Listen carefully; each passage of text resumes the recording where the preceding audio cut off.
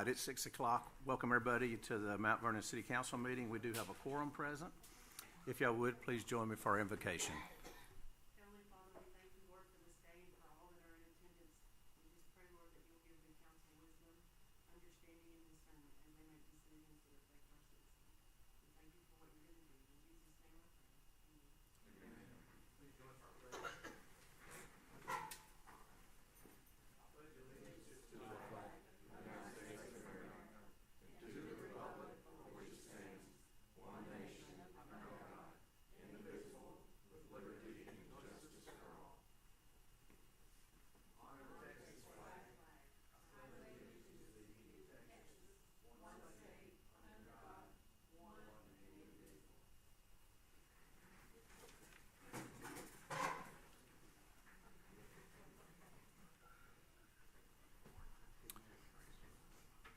All right, the council has had an opportunity to review the consent agenda for the minutes of the June 13th and the workshop on June 27th, and as well the June 2022 financial report.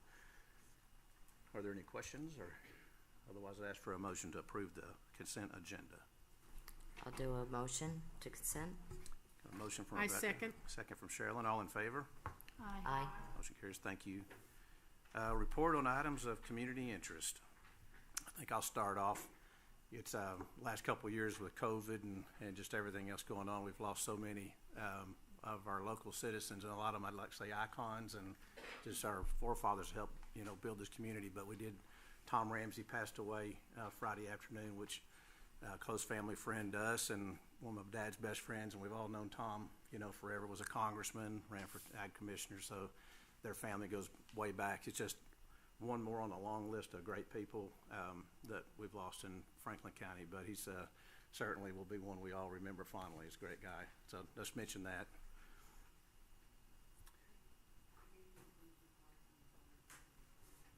Oh yeah, we had Flag Day, the Daughters of the Revolution, and actually gave a little talk for us up there, but they sent a thank you note for everybody that attended.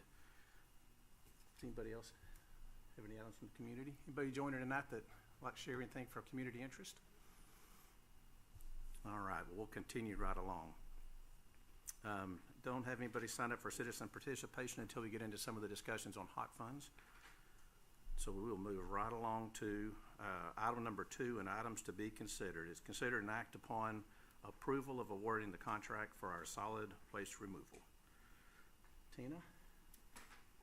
We went out for bids on the solid waste proposals. We received 2 bids, Sanitation Solutions and Ameritex Services. We opened the bids on the 1st. Anyway, in front of you, I've got, here's what we currently have. We pay in blue. Sanitation Solutions is in green, and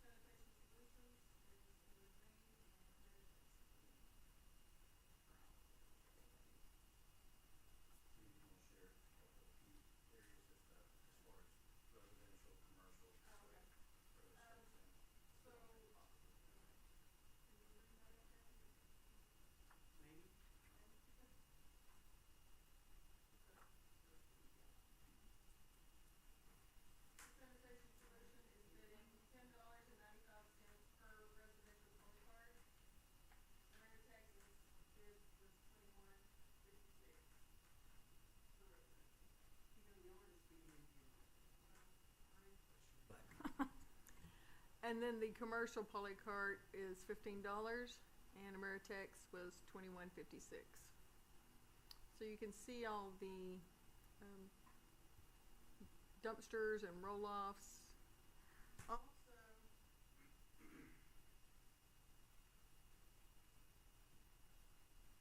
in your little sheet, I had asked for free stuff. Of course, I wanted free stuff. I wanted 4 containers per city cleanup per quarter. 2 commercial dumpsters for every event we do. I wanted bulk trash on the 1st of every Wednesday like we have right now. $2,000 scholarships for Mount Vernon ISD. 2 haul-off demo houses per year is needed. And then the rest is dumpsters for like the maintenance barn, the water plant, the wastewater, the park, and the recycle bin at the police station. Also, on the very last page of the RFP, I know y'all had talked about going with roll-offs, different roll-offs. So I did put roll-off dumpsters can be optional for customers in the city limits. They can choose any dumpster service, only on the roll-offs. And were y'all okay with that?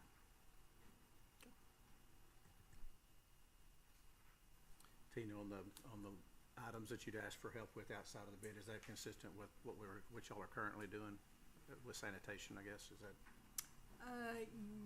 Yes. I think I had asked for one more scholarship this year, because I think you only do one scholarship. No, we do two. Do you do two? Yeah. Okay.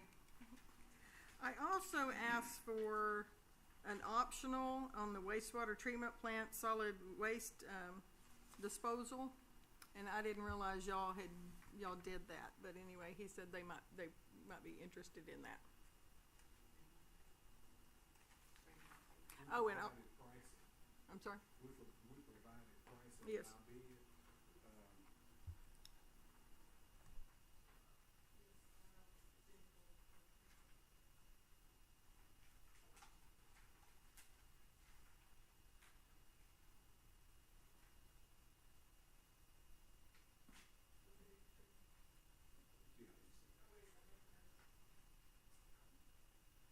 going to be behind the price listing that you had in the RFP.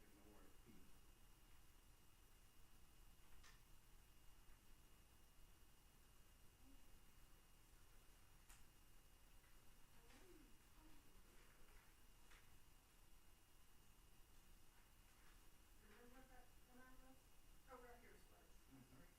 Sludge container, $499.59 per haul. Is that for the rental also, or just the haul?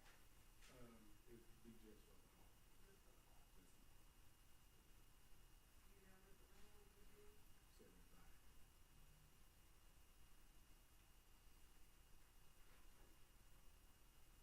And you do, so it's your landfill and everything, your permitted? Be a direct haul, Your- because we can't take it to one of our transfer stations. Okay. Is that also a 20-yard Yes. roll-off? It would have to be because of weight restrictions. I think that's what they have right now. Yes. And also I asked for the franchise fees of 15%. And y'all both agreed to that.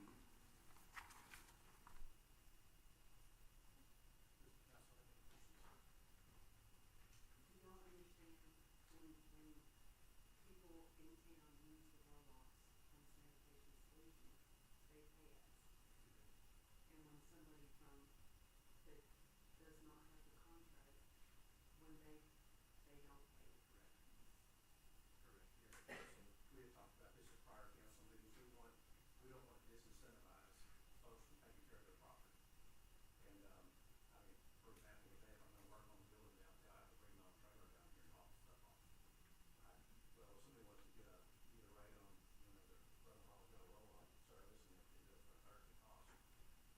Some of these projects, it's hard to justify doing them as it is. So it's all the little things like you got 5,000 cuts, right? It's like, okay, finally you finally fix your property up, you haul off all the crap that's built up on the vacant lot. So incentivize anything to keep them disincentivizing folks from taking care of the property, and taking on projects, the roll-offs. We decided as a council we wanted to sit by itself. So it's good to have a good rate that you guys put out there and say, hey, here's a good rate from whoever it may be. But then also if you go get a better deal, go get a better deal. So The problem is that with the outside vendors, they don't have to pay a 15% franchise fee. So that 15% is not included in their rate. And that's the reason that they can be cheaper. yeah, well, I think too, maybe that's something that you let sit completely out where that 15% should be a direct contract. There's no fee head to that.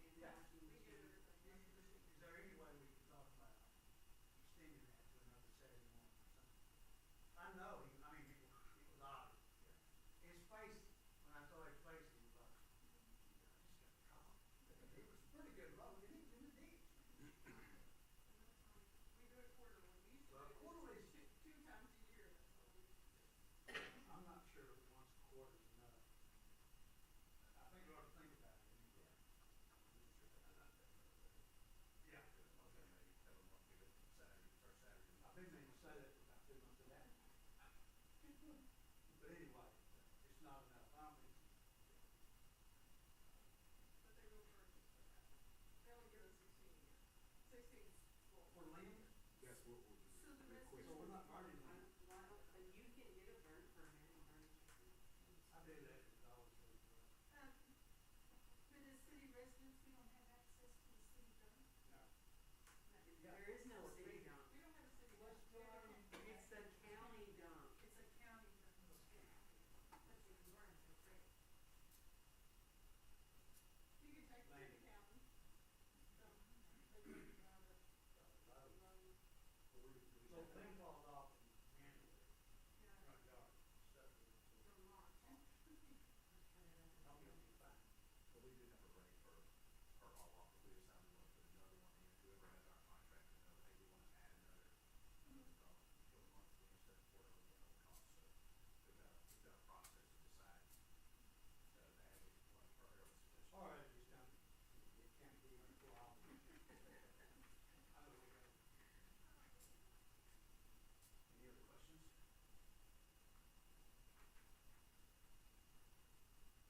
Tim, do you have any recommendation? I recommend sanitation solutions for the current year. So with that, we would need a motion to approve sanitation solutions bid, and then also to make sure that we're reiterating the roll-off fee would be, what's the word for that? Reduce. The reducing. Optional, I guess, optional. Yeah, it's still optional, but basically what you're saying there is that you would allow us to reduce the current rates that we submitted by 15%. On the roll-off. Yes, sir. Take the fee out, so there's your rate. And it's easy for customers to use you still, but if somebody happens to have that reason, they believe they can get a better deal, hey, get a better deal. Understood. Thank you. I move that we select sanitation solutions with the understanding that the roll-off dumpsters are optional and that the price will be reduced by the 15% franchise fee. We have a motion, we need a second. I'll second. A second from Mary, all in favor? Aye. Motion carries. Hey, thank both of you, by the way, for, entertaining, taking care of our needs here, so much appreciated. Absolutely. Appreciate it. All right.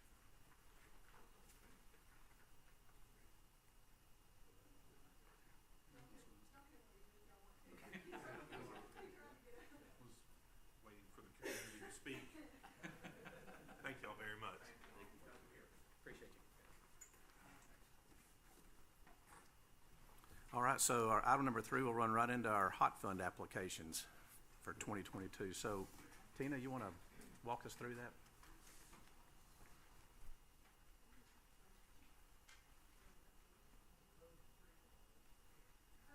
Every year, we have applications and, all the,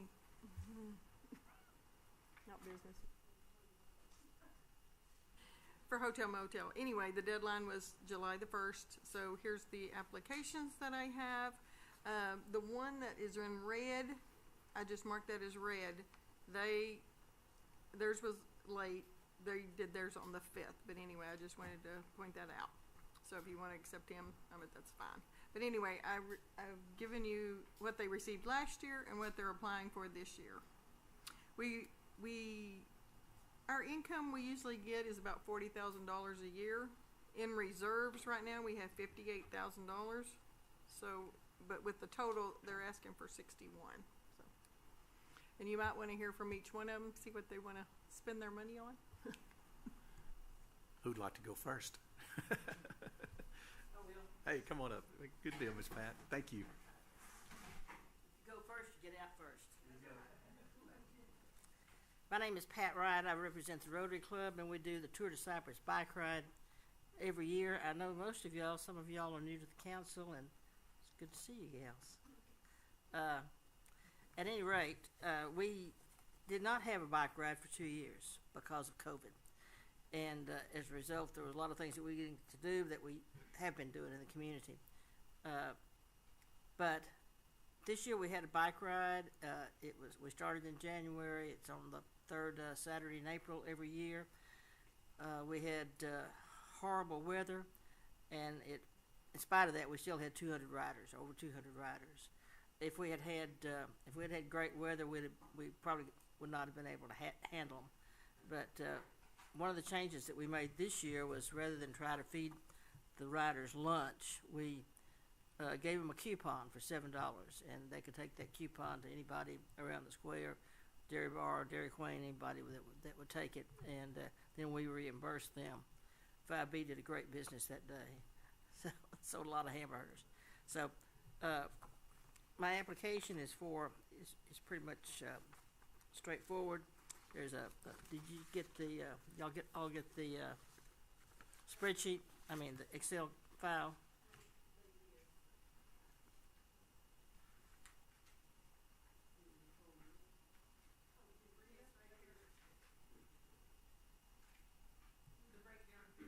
Yes, ma'am. Yes, ma'am. When we first started doing this bike ride, Biking Mike, who's our biking guru out of Dallas, asked us why we were doing it, if we were doing it to promote cycling, or whether we're trying to make money. And he said, if you want to make money, this is not the way to do it. Fortunately, that hasn't been totally true. We've been able to make some money on it with the help of the city and the county helping us. We bring some folks to town that just love Mount Vernon, and there's some letters in that in your packet too. That we got some really nice comments following the ride. So it's expensive to put on the bike ride. We have to hire entertainment. We have to put out signs. We buy the lunch for the riders. We buy the food for the rest stops. We give them a T-shirt. We have entertainment.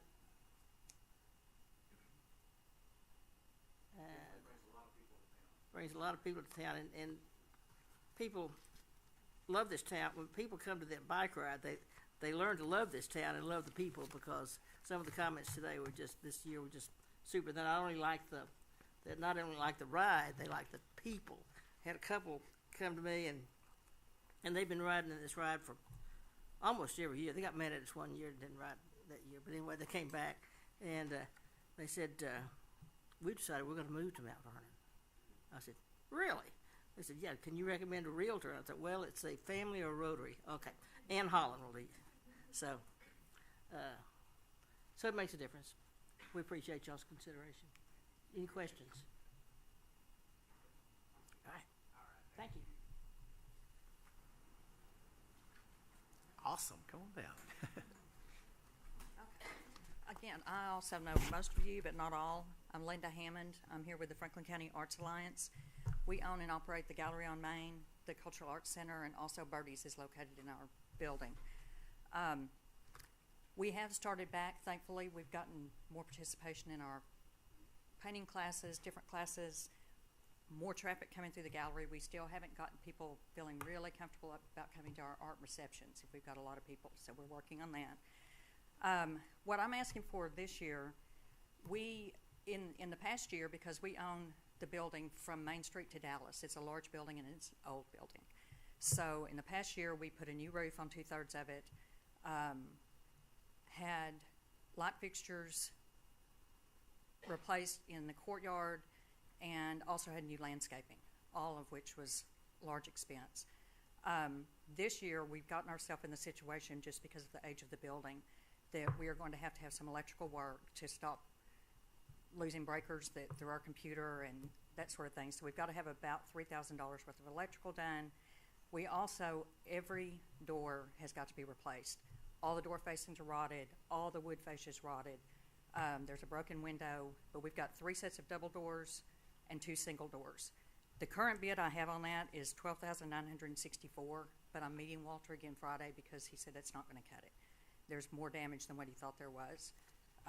So that, with the $3,000 electrical, it has to be done. I mean, all of it has to be done. So I'm basically asking for the help with that so we can keep providing the arts to the community. Questions? We do. The Arts Alliance. We have a mortgage on it. I had to go borrow money to put the roof on, but we didn't have $20,000 in our pocket. Yes. Yes. We're planning, I had hoped to apply for the facade grant, the 50-50 match with the city. But the contractor I'm using, just like all the rest of them, has been so busy, and he's been tied up in Dallas. He's finally getting back with me Friday, so I'm going to have my paperwork ready to hopefully apply for that grant. When does it open? October 1st. And then I'm also looking into a couple of other grants. Bonnie gave me some information on one yesterday that I'm hoping to check into. That's kind of a COVID recovery grant. So, yeah, I'm not going to ask for that full amount. There's too many other people that need help too, but that will help us. Anything else? Oh, it's a lot. I've learned more maintenance, and I've climbed up more ladders than I ever thought I would, and painted more paint. But we're holding it together with hope and a prayer. Thank you. Thank you. Thanks for y'all's consideration.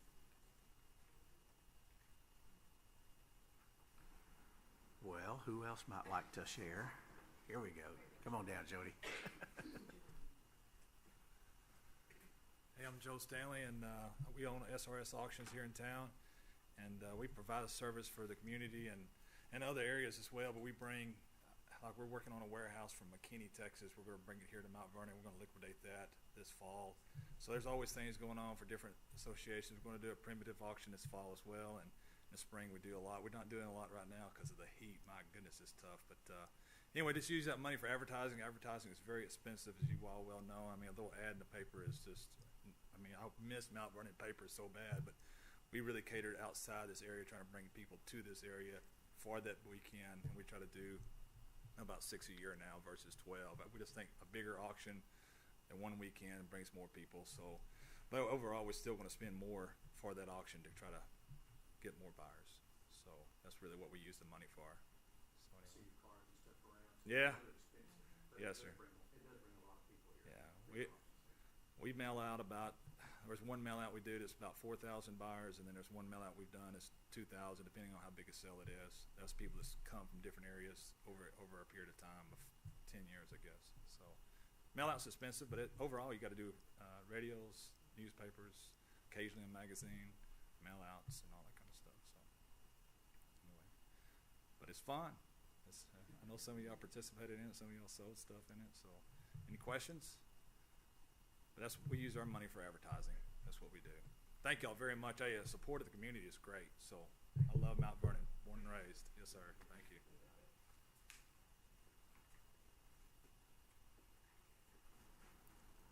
Well, come on down, Bonnie.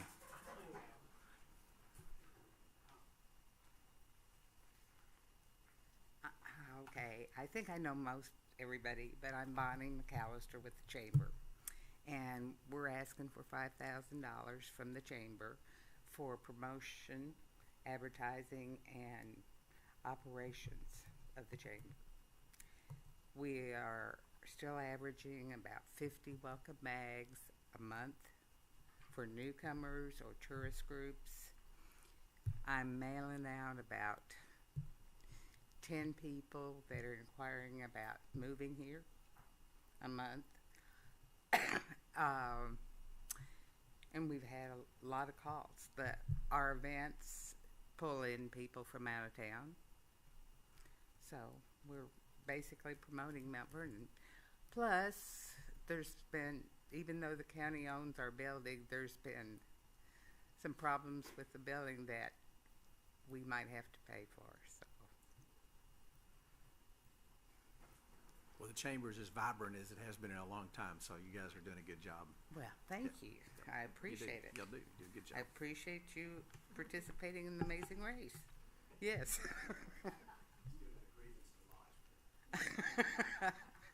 You don't count. Harold needs to be in it next year. Yeah. Yeah.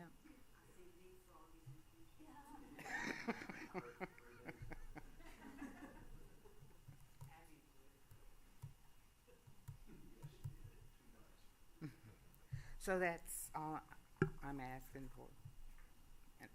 Unless Harold wants to give more than I'm asking, that's fine. No. Okay, thank you.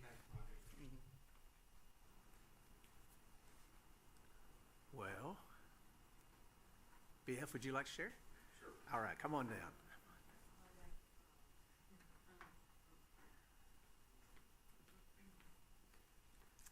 If I have extra, I'm BF Hicks, President of the Franklin County Historical Association.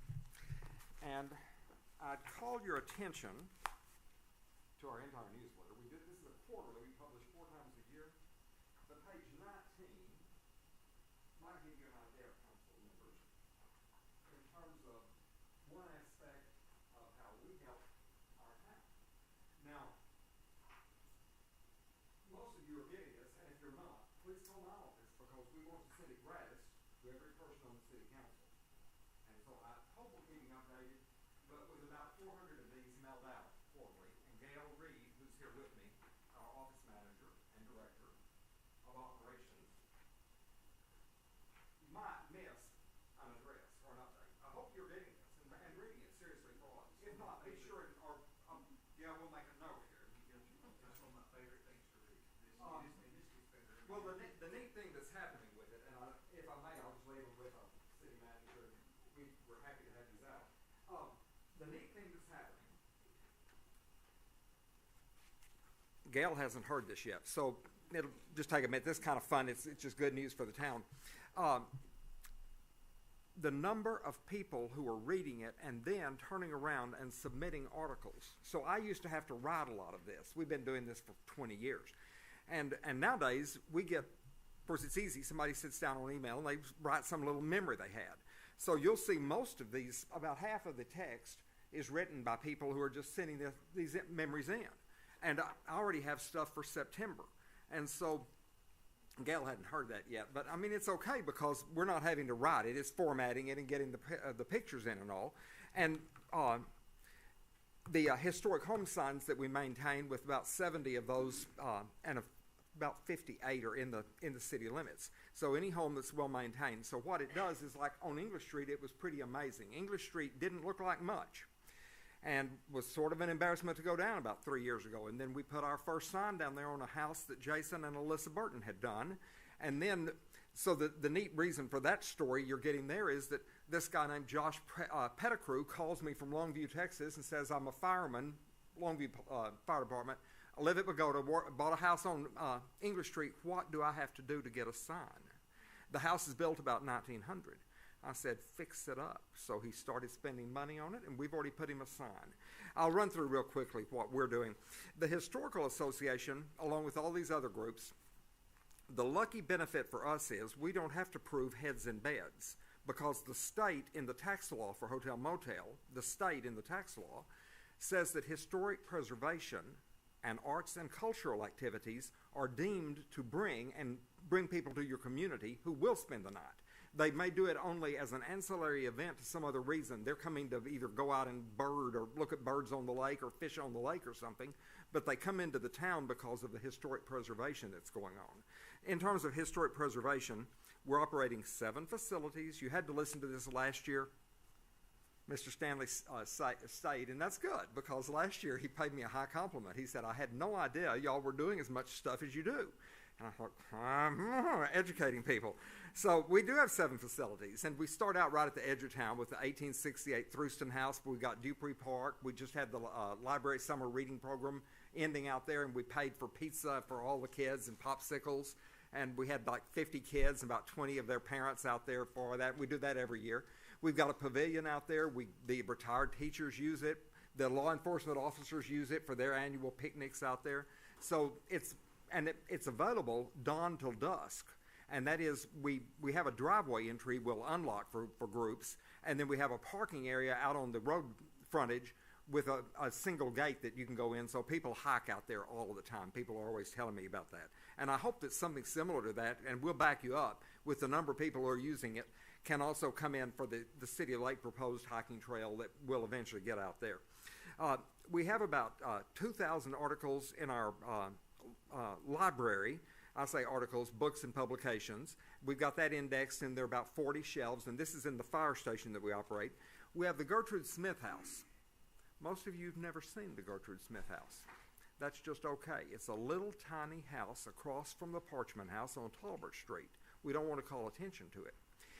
In it are shelves, nothing but shelves, and it's holding about 220 big plastic bins with ladies' feathered boas from 1890, or an unusual pearl collar that I don't even want to know if they're real pearls the lady gave us, because then you get into value and thievery and whatever. We want a more secure facility. That's what we're all about here tonight. We have a military collection with 20 boxes of uniforms starting in the Spanish-American War, going up lots of World War I stuff. Trench coats and those kind of things that guys wore around their legs, the leggings, and you see them with these pantaloon-like things in World War I. By World War II, it gets a little more modern. One of our upcoming exhibits we want to do is to try to pull out the military and have the uniforms on display with family connections and pictures. It'll be real meaningful for people. It'll bring tourists here. It will bring grandchildren back from Dallas. We'll have some heads in beds, but we don't even have to do it as I opened up, but we'll have it. Clothing, hats, unusual documents, Civil War diaries. We have the Meredith collection of 30 boxes of helmets and jerseys and the cover of Life magazine, or the entire Life magazine. We do have an index, so we can call it up and we could get them out of storage. Right now they're all in plastic bins in a storeroom. And we have just a small amount of all that Meredith stuff that's out on display, and we do trade that out about once a year. The farm tools that you see across from the fire station in front of the depot, we hope you like them. That took a lot of research. I actually wrote the John Deere company and got some verification about the different colors they'd used at different time frames. And you really, Harold Kaysen, don't want people to go and look and see what we've got, because there's a John Deere seeder with 2 seed bins, and it still has John Deere printed on the covers. I was so worried that somebody was going to steal one of those covers that I went down and drilled holes and wired them in place. Now, what did happen to us, some people went in with screwdrivers and managed to take out those seats that were on our farm equipment. But it turns out for like $39.95, you can buy more and screw them in place and spray paint them black. But yeah, we had some seats stolen. That's kind of a popular thing to mount on post and use like in bar stools and whatever, and they're kind of valuable. But we're keeping a better eye on it. We painted back in original colors like McCormick and John Deere and Alice Chalmers. Alice Chalmers was blue and gray. And we've had many, many comments on it, and we've got both in front of the depot and back behind it. We are keeping up. There are 52 signs in the city. It costs us $13,000 to completely redo those signs. You heard from me about a year ago wanting some money, but we're okay for the moment. Everybody's very happy, and people like seeing them in the town. We maintain the Dupree Park Nature Trail, and the county does that, and they have the trustees mowing for us. We do put out our newsletter. Luckily, we've got one guy who underwrites this, and it costs us, this St. Clair family out of Houston, it's costing us about $1.50 to publish one of these with the color like this, and about another 75 cents nonprofit to mail them. But we're getting such good feedback from Mount Vernon, and I hear from all over the place of people who have ties to our small town and want to come back because of this. We do have a website. We're very proud of it. Tomorrow, if any of you even had 15 minutes at 10 a.m., part of the reason you don't see my volunteers here tonight is because I call on them during the day during these tours. Joel Dealey will be in the fire station and ready to go out in the heat and take people back to the blacksmith shop if need be, if they want to ask questions about the forge. In 100-degree heat, we're not going to fire it up. Dan Hoke will be welcoming people and using the elevator. When I hear Linda Hammond talk about the cost, I can identify. We paid $27,000 and had, within the last 12 months, and thanks to some city money for our grant a year ago, we're able to have a totally new elevator, and it had been there for 20 years. We just painted the Parchment House, $3,500. We just put a new roof on the depot, $6,000. Rodrigo Sanchez cut us a deal. We're very lucky in terms of public support. This buys us a lot of goodwill, and our membership's cheap. It's $15, $25 for a married couple. When I say we mail out 400 of these, we're reaching probably 600 to 800 people when you count the families involved. The website tomorrow, our webmaster, Luis Cifuentes, will be there. And about 2 years ago, city money and a little bit of county money, we installed some touchscreen TVs. Just give it a chance. COVID hit us, and we really never had the grand opening publicity we wanted. But he'll be there tomorrow doing all the bells and whistles, and we've got them up and downstairs, and people can hear the birds tweeting and seeing birds flying on the TV. We've got a lot of Meredith videos that'll be playing. 10 until 12, 35 people from First Baptist Church of Greenville, senior group, coming to tour. About 2 weeks ago, we had 51 people out of the Dallas Master Naturalist area that came to listen to lectures on wildflowers and birds and changing your backyard over into an area where you could attract nature and butterfly gardening. Had 51 people. They ate at the Glove Factory, and some of those people stayed into the night. And they came to see the bird egg collection more as specifically as anything. So they used the depot, and then we took them over to the Fire Station Museum. My board not here. Ken Greer will be welcoming people in the Don Meredith exhibit, which he loves, and he'll tell them all about Don, and they'll finally hear enough and walk on to see something else. Pat Hudson, is she coming? Oh, you shouldn't have told me that, Gail. So Pat Hudson, one of our good normal volunteers, was going to be doing bird eggs. Gerald and Mary Lou Russell will be managing the model train exhibit. And if you've not seen it yet, we spent $35,000 3 years ago to completely refurbish it to the year 1958. And that's the year that Jimmy St. Clair graduated from high school here, so we got all these buildings, and for like $2,000 or $3,000, you can give a photograph, and there's a place in Plano that will replicate and build these little buildings. So we've got Mount Vernon 1958, and that the trains will be running from about 10 until 12. Why here in terms of the artifacts? We've got them over in this little Gertrude Smith house.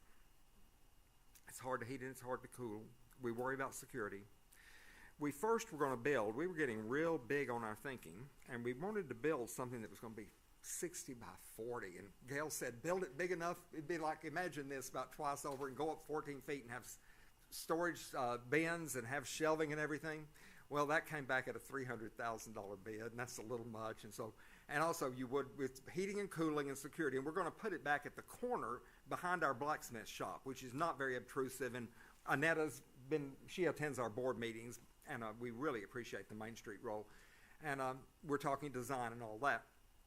We have come back to the reality that we can put some shelves in the middle also of this room, and we're going to go by 30 by 40, which gives us 1,200 square feet, and it would have very secure just doors in and out to meet fire codes, and the city will be hearing more from us.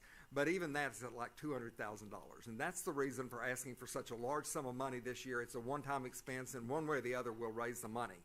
But we surely hope we can get some city help on doing it. And we appreciate everything you do, and we're here to help. Anytime you want a tour, call me or call Gail. We open up anytime people want the place opened. And we're real proud of it. We hope you are. Thanks. We got the best historical association in the universe. It really is. It's awesome. Thanks for what y'all do, BF. Let's see. Nothing genealogical. Annetta, we just run out of money, Annetta, sorry. Miss Main Street, come on. Well, this is the first time I've had to ask for money, so I'm not sure quite what to tell you. We've got several events that we're going to be planning. We are currently looking at a possibility of doing an October event. We will also be doing the big event in April, which was our big food and wine festival. It takes quite a bit of money to advertise that, promote it, things like that. There are several other things that we are wanting to do in conjunction with other groups. So Main Street will be doing our part to help promote some of those. Let's see. We are seeing an increase of people downtown, I think on Saturday mornings, in waves. They're coming in waves. They're also coming to the farmers market, and then if they come toward the end of the farmers market, they're going into the restaurants to eat or the retail shops to shop, and we're advertising those. And basically what I'm asking for is the help with the events, the help with the signage, and help with the advertising. Any questions? Oh, I do want to do a more professional brochure and things, and I haven't priced that yet, so I'm sure that will be a little costly for what I'm wanting to do. Thank you.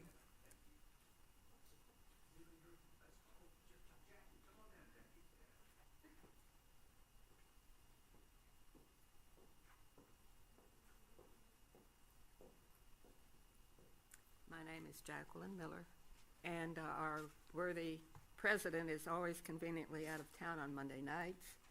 So I am serving as secretary and curator of the museum. And since most of you are familiar with all the events that we do, I'm going to make this as simple as possible. It's basically a twofold project this year. And our number one item is we have hired a webmaster. And he had 3 packages. Did y'all have this in your packet? We've chosen the middle one. It's the cheapest one. It's $125 a month, so it'd be $1,500.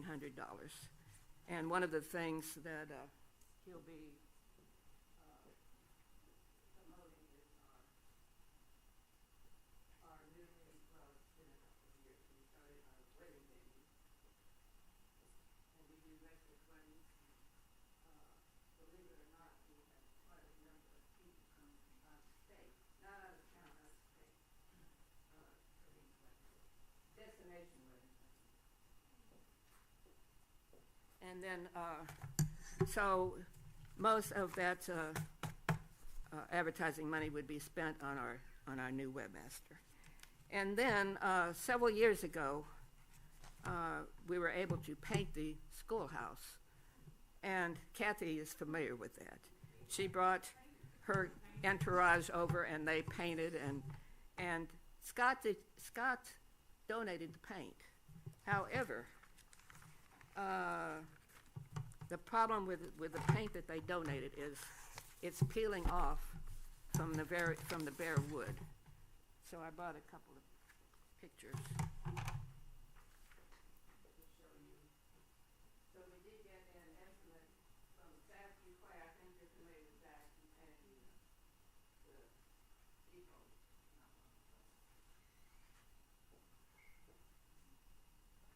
I'm sorry, I thought they were 5. But anyway, paint is gone sky high, and what he's going to do is he's just going to start over. We're going to have to just repaint the whole building after all that labor that in the community really helped with that. Lowe's came and painted, Kathy and her bunch came and painted, and but I want to thank you for all the help you've given us in the past.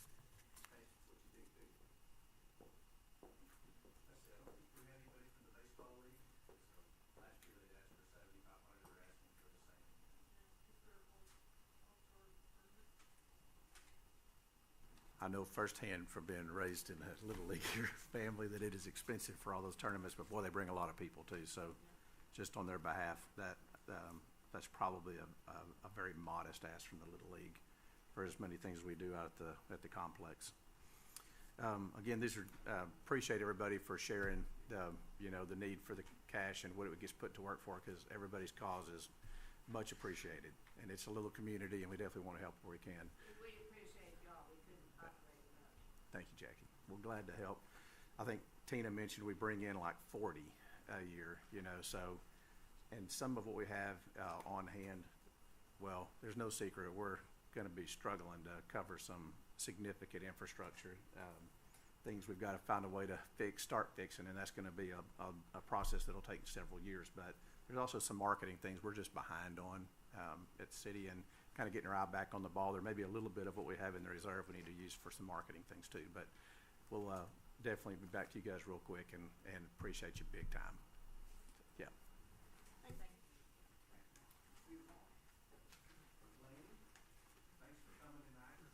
Thank y'all.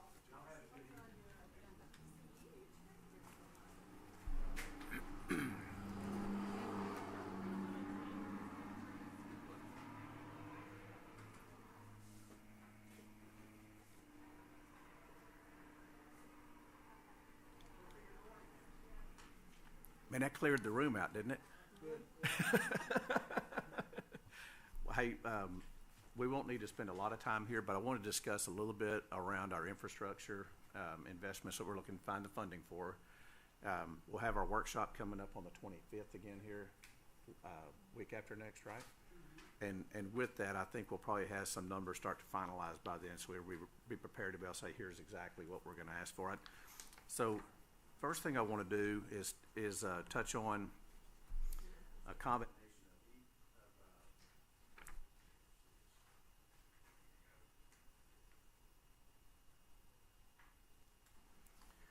We know the total amount of money we're talking about borrowing is more than we can really afford to go out at one time and say, okay, we're going to borrow $15.5 million. It would just be too much in one bite. But what we have done, and we've all talked about this all along, is we wanted to prioritize, make sure we knew what we needed done, prioritize it. We're going to take a big bite as a council as we decide exactly how many dollars we're going to put in that financing package. But a couple things I want to just double back on. We know we've got the water tower project that has to happen by the jail. That tower is 15 plus years probably behind on having its maintenance done. Lanny, if I had to guess, it's way overdue to summarize. And it's a $400,000 project. We also are needing a new belt press as part of the upgrades to the wastewater treatment plant, which ends up being, if you look at all the things we want to do on that list, it's a little over $4 million, I think. Some of that money is coming from, is it ARC funds? I forget what you call the acronym. ARP funds? American Rescue Act. So we got a little bit there, very little amount. I am proposing that we reach over to EDC and grab $400,000 for the water tower in their budget this year. I'm also recommending that we take a look at the belt press, which Lanny and the team believes, as far as bang for the buck, over at the treatment plant, that's probably as much bang for the buck if we can get that done too on the front end here. Basically, what I'm suggesting for us to do is we've got $1.3 million or so at EDC, $1.4 million, $1.5 million now. Yeah, that's right, prior to this budget year, so $1.5 million now. It's our community's money, right? And it is definitely there for infrastructure, which is what we're talking about, updating our infrastructure where we got issues. So it's logical for us to reach into that account and utilize some of those funds. It's our community money. So I'm suggesting that we, as we get into budget, finalizing this, as much as $1 million we pull from our EDC fund, that still leaves us $500,000, which is a lot of cash sitting idle. But that absolutely gets the water tower done. That's one thing we can check off the list of not financing. That belt press, we can get that thing on order, get it coming. We believe that'll help with managing just the water through that facility and all the solids, pulling the solids off of it, I guess, right, Lanny, ultimately. And from a layman's term, I'm not an expert here, but I've sure learned a lot from y'all. So I wanted to cover that just briefly tonight, so we can get our heads around that. I know we've talked about it loosely, but I believe it's time that as we get closer to finalizing our budget, that there's probably $1 million that comes from EDC. That could be more or less, and the council guys we'll make that decision together. With that, that would still leave, for example, at the sewer plant, somewhere around $3.3 million of that project to go. That's probably not an exact number, but it's close. Time you take the ARP funds, you take the belt press out that's on that whole project, and then what Lanny is going to work on for us, and surely we'll probably have this, I think, before we get to the 25th in advance of that, but what is that top priority? We know we got an issue with these, and I say lead water pipes. They're lead, they're cast iron, they're galvanized, they're rotten though, right? So they're 1 inch line that's gone, so it doesn't really probably matter what it is. It's just the lines are gone. And they did use lead solder and things like that. So they're lead exposed pipes too. But what we want to see is, what does it cost to take those absolutely necessary water lines that we need to tell the community we're getting these things gone?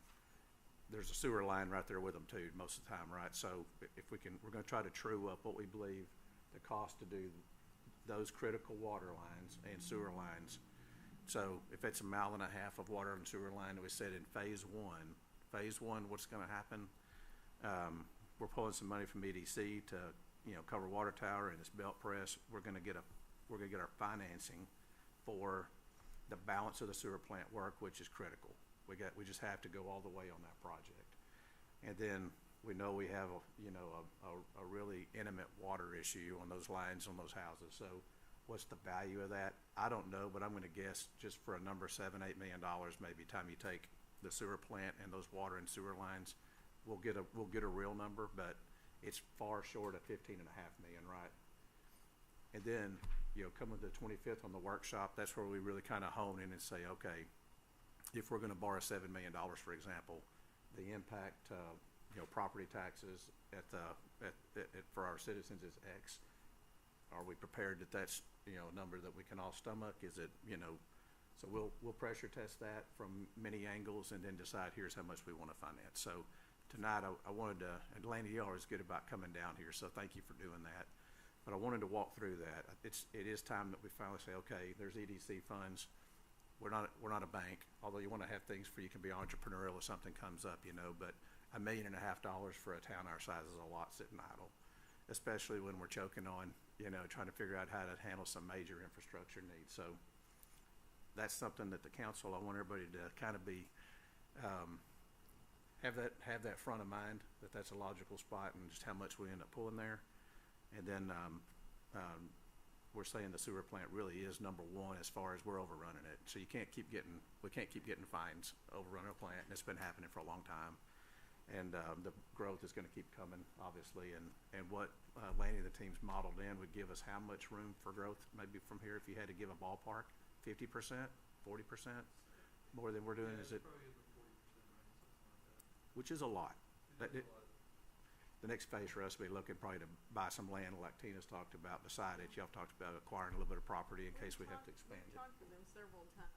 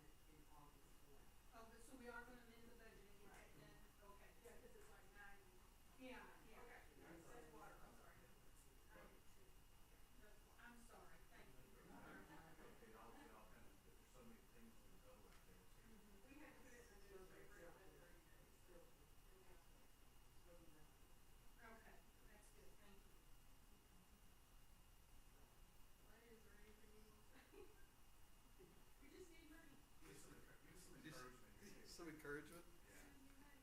So the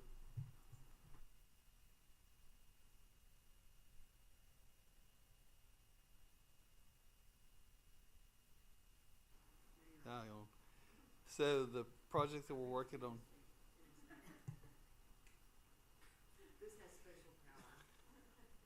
So different councils have different operations. So anyway, so the project we're working on right now with the ARP money is lift stations, which I thought you were talking about, but it's the influent lift station, and we're trying to get the best bang for our buck. So we're trying to leave the existing wet wells there now.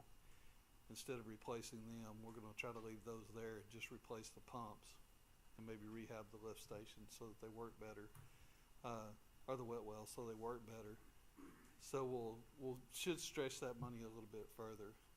The rest of the money you're talking about are things like the aerators, expanding the chlorine contact, new sludge digester, and new clarifiers, SCADA systems, things like that that we can monitor so that we can do a little better job of monitoring for remote. And yes, you know, they're still having some problems with ammonia out there, and a lot of it is just capacity and keeping everything running, just to make sure you keep it running. And a lot of it is getting rid of sludge, which we've talked about with the belt press. So you've got those issues. So I think those are big things. I think the curse and the blessing here is that when you got the Dukes and the Loves and the places like that, those are places that give you a lot of nutrients that they put into your wastewater, and they don't have they don't take showers and things out there, so it's a lot of concentrated loads to you. So it's a little bit of a different thing than you normally have. So you've kind of got loaded up on that wastewater plant in the last several years. They do, but the concentration of what you would see in a household versus what you would see out there is a little different. Everybody goes to the bathroom when they get there instead of everybody doing other things, you know, with water. So there's a little bit of a load there that you get, and I think that's been a little bit of an issue too. So we're trying to capture that and improve on that so you don't have that problem. And then, like the mayor said, with the water lines, you just have some older water lines that are just built out of materials that weren't supposed to last that long. And so it's always a challenge to find those, but when you know, as we understand where they are, then you replace those and we go on. And one thing I was talking about is, you know, even after this project, I think there's going to be some times when you still find those lines, because we don't have magical eyes to see underground. But by taking a big chunk of it out, it allows staff can do a lot of the smaller lines anyway. So that should help with that. So are there any other, and if you need us to, we can come bring our spreadsheets and have an active where we can change our spreadsheets as we go and kind of work our way through it at this next budget, or at your next meeting that you want to discuss this. So that's an option if you want to bring that up too, that we can be there and kind of help you. You'll have the numbers in front of you that way, and we won't be guessing. We can put them all together so we can kind of see them. Yeah, be a little bit more. So we'll certainly offer that service too. Okay. Is there any other questions? Huh? It's a second, but I do want to just kind of continue on a bit. So we're going to prioritize and go after what we want to get done. It doesn't mean anything that drops off the list. You can't fix it all at one time anyway. So the work that we've done over the last year, you know, gives us our marching orders, you might say, right? So what is phase 2, phase 3?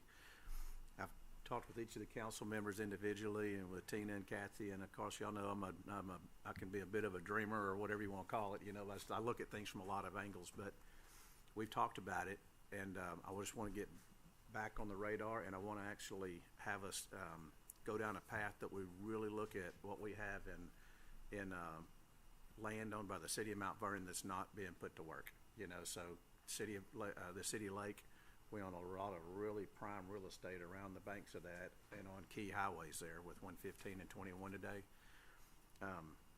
The value of that, I don't know what it is. I could take a wild guess. I think it's worth $10 or $15 million. If the right development group could take it, that hard corner at 21 and 115, there's no way there's not a couple $1 million worth of real estate in that hard corner just by itself. But I think if you took the whole project of what we own in the real estate and the lake, and really had somebody that's their expertise, I'm just dreaming a bit here, but I know that I'm spitballing. There you go. Yeah, so start there, right?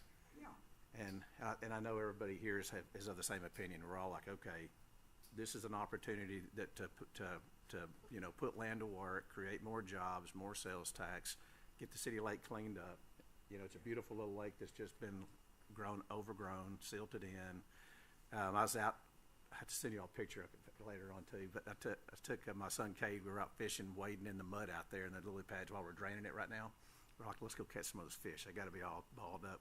Well, that's a lot easier said than done, because you sink up to your knees and thighs quick. You realize, like, hey, oh man, it stunk. But I'm out there too going, golly, there is such a heck of an asset sitting there, and we're not getting nothing out of it.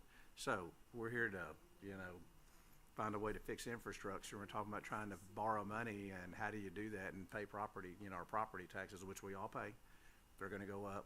Well, here we are. We got idle land that's just dying to be developed, and money, coming into our county and our city like we've never seen before, with people wanting to develop property. So I do. Sherilyn, yeah?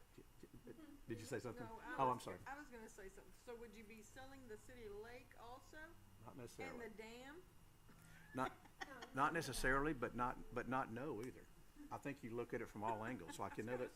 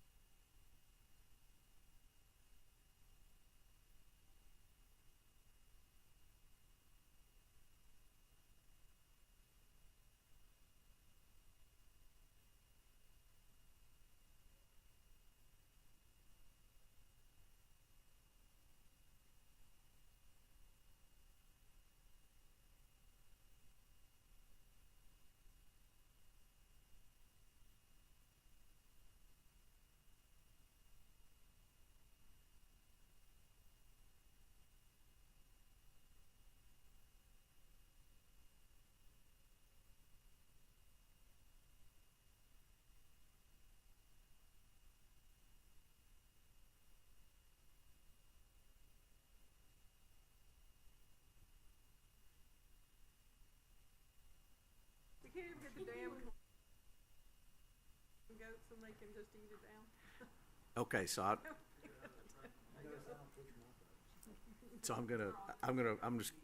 I just wanted to bring that up while we're talking. I always like to know, what are solutions beyond just borrowing money, right? And the fact is, we're sitting on stale asset, and it's nobody's fault. It's just that time to go, okay, do we really need to keep holding property just for the sake of holding property? There's really no reason. If we didn't own that land, would we go buy it today as a city? No, you wouldn't. So I don't know who the best group is to help us put that valuation to it, but we need somebody that's neutral, that's not looking to skin a buck off of it. We really want somebody to help us take a look at it holistically, and so we're going to go down that path, and that'll take some time. But I do believe that's the disciplined thing for us to do, is redirecting an asset into cash. That's not a bad thought.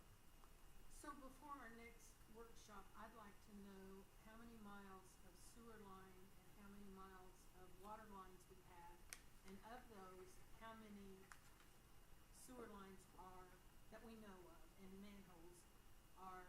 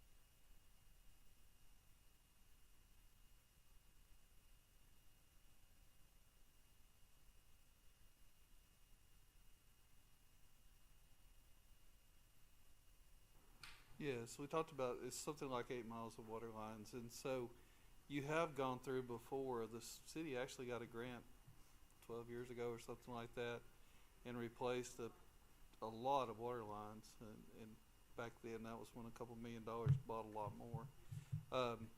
You replaced a lot of our, so we have that information, and we put in some new sewer lines, and we have that information. Over time, there's going to be some lapses of, without doing an awful lot of research and digging through an awful lot of files, where you would have to say this was replaced in 1954 and this and whatever. So what we know is where we experienced trouble at that point. And there's some asbestos cement water lines out there. There's all types of water lines. There's metal water lines. There's it's PVC. Do we know how many miles of this asbestos, cement asbestos lines we got? We've got an idea. Okay. A rough figure. We have a rough figure, but to tell you exactly, no. Right, but we've got an idea. So, I don't see a problem with asbestos, because the raw water coming into the lake, from the lake, that's asbestos. That's Yeah. what, 8 miles? Yeah, and usually when you start replacing that, more than anything else, is either when you get a grant or when you start having trouble with the line, because sometimes then you have to handle it, and then it is become a problem. As long as you're just running through it, yeah, you've been running through it for years. Right. Right.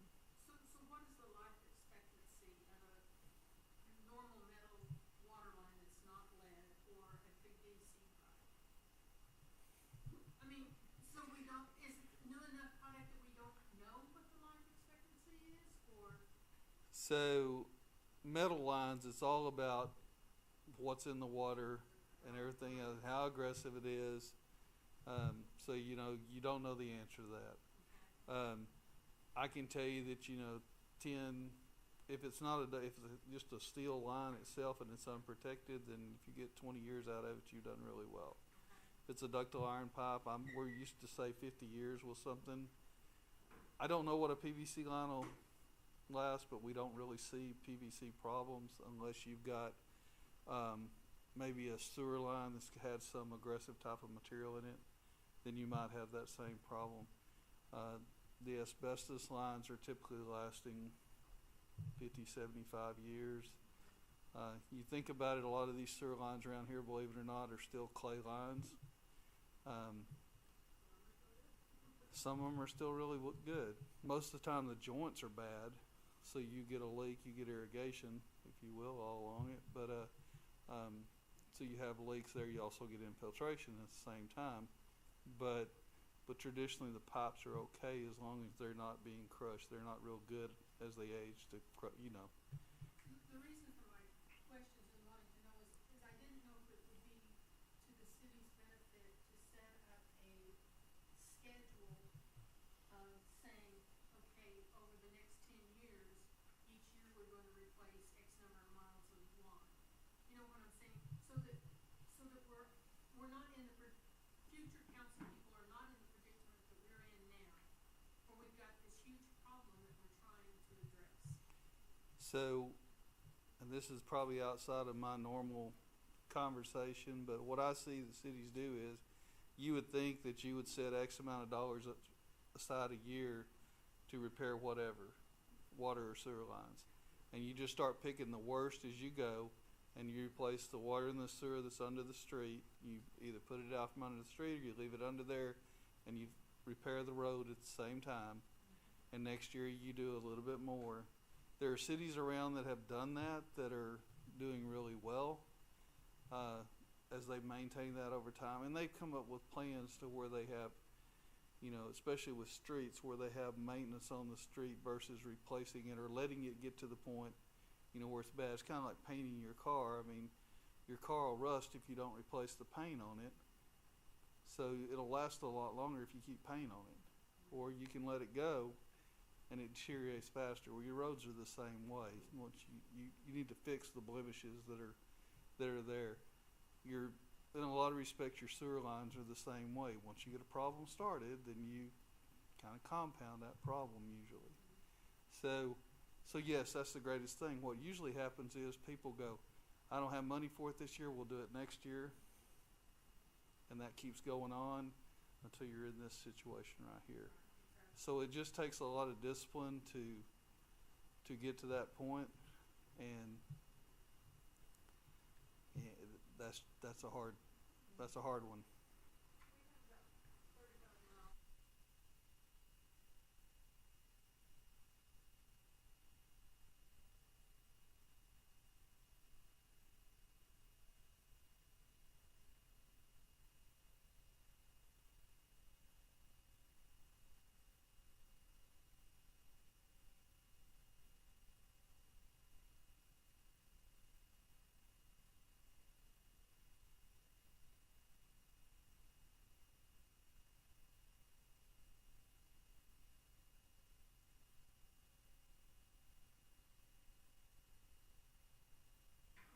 Well, and what that is, the reason for that is, and the reason I always stop when you ask that question is it buried under cement? Is it under somebody's house?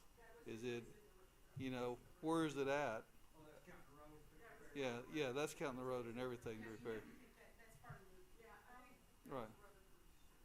But, and the other thing too is, if you can imagine, I mean, over time, people have encroached upon your easements if you ever had one. So, if you're in somebody's backyard, a lot of times you're going underneath somebody's shed, underneath their house, and you can't just go dig up their house to replace the sewer line. So you have to come up with creative ways of doing that. Well, you do a bypass, or you pipe burst, or you do something to get under there. So anyway, so it makes it really difficult to answer your question. And aerial crossings, if you're under creeks, going above them.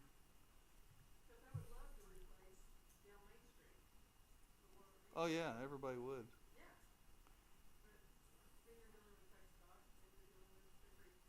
Yeah, and the way you do that traditionally is we move the water and sewer outside of the road itself, and you abandon what's under the street, which means 20 years from now you're going to have a hole in the streets somewhere. Mm-hmm.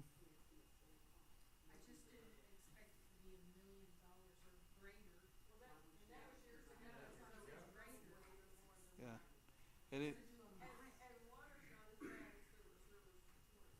right, and a lot of it has to do with how many connections, where it's at. Like I said, where it's at. It's all. If I'm laying out in a pasture somewhere, then you know it's $100 a foot.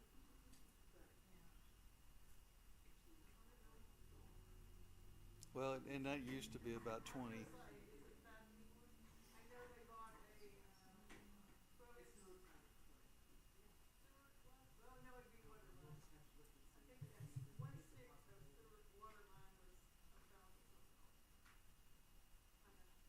It's amazing.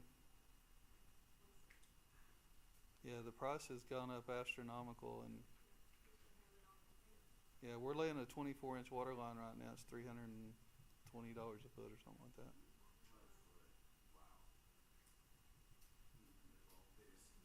And then the yeah.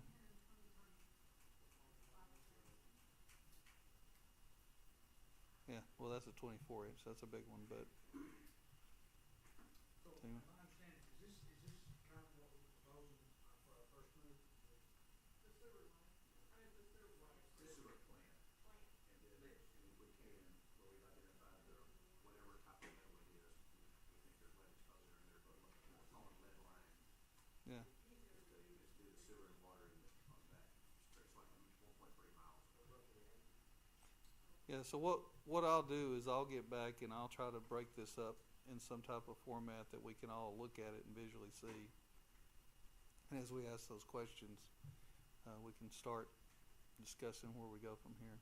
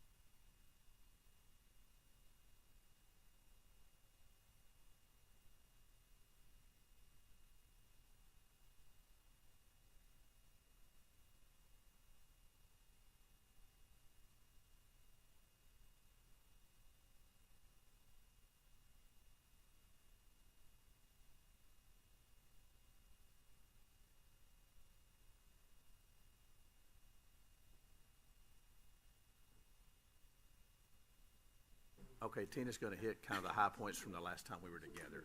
That way it can, I did put the rate increase.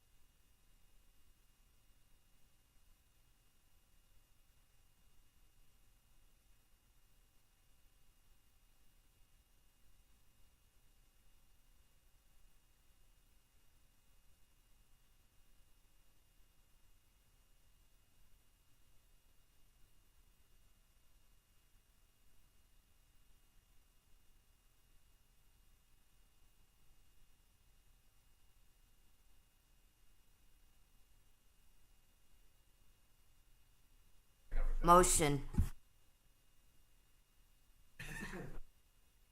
Aye.